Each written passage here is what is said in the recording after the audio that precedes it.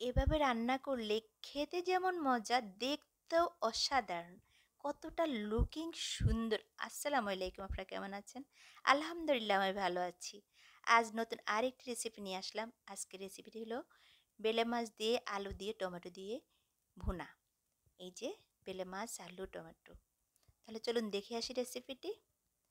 আমি এখানে প্রথমে কিন্তু কড়াইয়ে দিয়ে দিয়েছি তেল, দিয়ে দিব পেঁয়াজ এবং রসুন পেস্ট দিয়ে একটু ভাজা ভাজা করে নেব দুটাকে। পেঁয়াজগুলো দিয়ে দিয়েছি, ভাজা ভাজা হয়ে গেছে। এখন রসুন পেস্টটা দিয়ে দিব, দিয়ে আরেকটু ভেজে নেব। একটু ভেজে নিতে হয়, তাহলে কিন্তু গ্রানটা ভালো আসবে, কোনো আলাদা কোনো এটা ফ্লেভারটা থাকবে না। তারপর আমি এক একে সবগুলো মশলা দিয়ে দিব।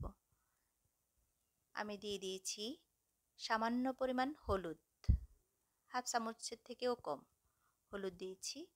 1 চামচ মরিচ দিয়েছি। মরিচটা আপনারা আপনাদের ইচ্ছে অনুযায়ী যতটুকু খেতে পছন্দ করেন ততটুকুই দিবেন। দিয়ে দিয়েছি হলুদের গুঁড়া, জিরার গুঁড়া, ধনিয়ার গুঁড়া দিয়ে এখন একটু তেলের উপরে ভাজা ভাজা করে নিয়েছি। তারপর পানি দিয়ে কষাবো। মশলাটাকে খুব ভালোভাবে কষাতে হবে পানি দিয়ে। খুব ভালোভাবে মশলাটা কষালে কিন্তু তরকারিটা খেতে বেশি ভালো লাগে। আমি লবণ দিয়ে দিলাম, দিয়ে আরেকটু কষাবো।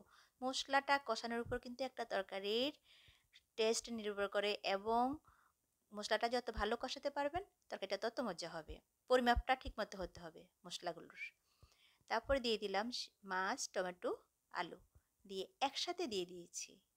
কারণ বেলে মাছটা কিন্তু অনেক নরম মাছ, আলাদা করে কষানোর প্রয়োজন হয় না। সব একসাথে দিয়ে একটু কষিয়ে নিব হালকা আঁচ দিয়ে। চুলাটা বেশি বাড়ানো যাবে না, পুড়ে যাবে, কারণ এখানে কোনো পানি ইউজ করব না। একটু ভাজা ভাজা করে সব মশলাগুলা মেখে দিচ্ছি। তারপরে কিন্তু একটু ঢাকনা দিয়ে রান্না করব। কিন্তু চুলার হিটটা থাকবে কমানো, যেন পুড়ে না যায়। খেয়াল রাখতে হবে যেন পুড়ে না যায়। এই যে আমি এখন এখানে জল দিয়ে দিব পরিমাপ মতো। জল খুব বেশি দেওয়ার দরকার নেই, কারণ আলুগুলোও কিন্তু খুব চিকন করে কাটা। এই যে পরিমাপ মতো জল দিয়েছি। এই যে তরকারিটা অনেক সুন্দর রান্না একদম হয়ে গেছে। জল আর বেশি কমাবো না, কারণ চুলাটা অফ করার পরে কিন্তু ঝোলটা আরও টেনে যায়। আলু তরকারিটা তো ঝোলটা কিন্তু টেনে নেয়।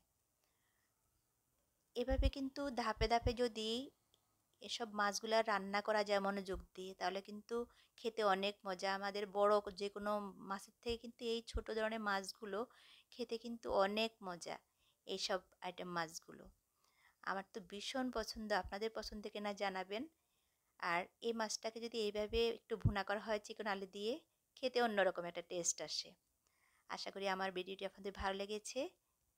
যদি ভালো লাগে অবশ্যই লাইক, কমেন্ট, শেয়ার করে আমার পাশে থাকবেন। আপনারা ভালো থাকবেন। আপনাদের জন্য শুভকামনা রইল। নতুন আরেকটি রেসিপি নিয়ে আসব। এই যে আমার আলুটা দেখেন, আলুটা কতটা সফট, মাছগুলো একটা ভাঙেনি। চামচ ইউজ করা যাবে না, খুব নেড়ে নেড়ে, পাতিলটা ধরে নেড়ে নেড়ে কিন্তু রান্নাটা করতে হবে। তো আপনারা ভালো থাকেন, সুস্থ থাকবেন, আর আমার জন্য দোয়া করবেন। আবার দেখা হবে ইনশাল্লাহ। আল্লাহ হাফেজ।